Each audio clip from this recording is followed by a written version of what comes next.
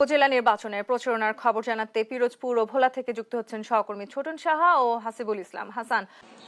ধন্যবাদ হাসিব। যেমনটি বলছিলেন, ভোলায় কিন্তু দ্বিতীয় ধাপে 3টি উপজেলা পরিষদের নির্বাচন অনুষ্ঠিত হবে আগামী 21শে মে। এই 3টি উপজেলায় কিন্তু আমরা এখন পর্যন্ত জেনেছি যে মাঠ চষে বেড়াচ্ছেন 37 জন প্রার্থী, যাদের মধ্যে 12 জন রয়েছে চেয়ারম্যান প্রার্থী, ভাইস চেয়ারম্যান পদে রয়েছেন 12 জন এবং মহিলা ভাইস চেয়ারম্যান পদে রয়েছেন 11 জন প্রার্থী, এবং তারা কিন্তু রাত দিন প্রচারণা করছেন। এবং দিন যত ঘনিয়ে আসছে বলা যায় যে নির্বাচনী পরিবেশ যেমনই ভাবে উৎসবের আমেজ বিরাজ করছে, ঠিক তেমনই ভাবে কিন্তু উত্তেজনা ছড়িয়ে পড়ছে। গতকালকে রাতে কিন্তু ভোলার যে ইলিশা জংশন বাজারে কিন্তু 2 জন চেয়ারম্যান প্রার্থীর মধ্যে কিন্তু সংঘর্ষের ঘটনা ঘটেছে এবং নির্বাচনী প্রচারণাকে কেন্দ্র করে।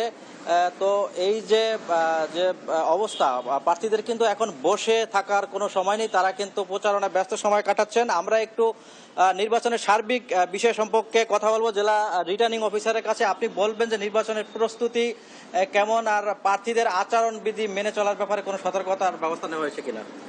ধন্যবাদ আপনাকে। আপনারা জানেন যে আগামী 21 মে আমাদের দ্বিতীয় ধাপে 3টি উপজেলার ভোলার নির্বাচন অনুষ্ঠিত হবে, সদর, বোরহানুদ্দিন এবং দৌলতখান উপজেলার।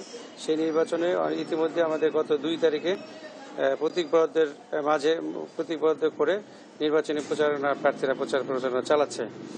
ইতিমধ্যে আমাদের এক্সিকিউটিভ ম্যাজিস্ট্রেট নিয়োগ করা হয়েছে। নির্বাচনী প্রচার কাজে কোনো রকম কোনো অভিযোগ পেলে আমরা তাৎক্ষণিক সেভাবে ব্যবস্থা গ্রহণ করছি। আশা করছি নির্বাচনে আমাদের সকল ধরনের প্রস্তুতি সম্পন্ন আছে।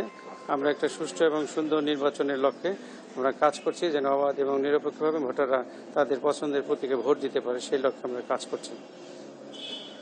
ধন্যবাদ। আমাকে যেমনটি শুনছিলেন যে আসলে এই 3টি উপজেলায় কিন্তু 7 লাখের অধিক ভোটার রয়েছেন এবং 3টি উপজেলায় মোট ভোট কেন্দ্রের সংখ্যা কিন্তু 142টি। এই যে এবং নির্বাচন রিটার্নিং কর্মকর্তারাও কিন্তু বিষয়টি মনিটরিং করছে, মাঠ পর্যায়ে রয়েছেন নির্বাহী ম্যাজিস্ট্রেট, যারা প্রার্থীদের যে আচরণবিধি লঙ্ঘন করছে কিনা সেই বিষয়টি কিন্তু তারা মনিটরিং করছে। এবং ভোটাররাও বলছিল যে আসলে প্রার্থীরা যেরকম প্রতিশ্রুতি দিচ্ছে তার থেকে ঊর্ধ্বে থেকে তারা এমন প্রার্থীকে খুঁজছেন যারা তাদের প্রত্যাশা পূরণ করতে পারবেন এবং এলাকার উন্নয়নে বিশেষ ভূমিকা পালন করবেন। তো এ ছিল আমার কাছে ভোলাতে যে 3টি উপজেলা পরিষদের নির্বাচন হতে যাচ্ছে তা নিয়ে সর্বশেষ তথ্য। ফিরে যাচ্ছি স্টুডিওতে তন্নির কাছে। তন্নি। ছোটন, আপনাকে ধন্যবাদ। সেই সাথে হাসিবকেও ধন্যবাদ জানাচ্ছি। দর্শক, পিরোজপুর এবং ভোলা থেকে আমাদের সহকর্মীরা যুক্ত হয়েছিলেন, উপজেলা নির্বাচনের সবশেষ পরিস্থিতি জানাচ্ছিলেন।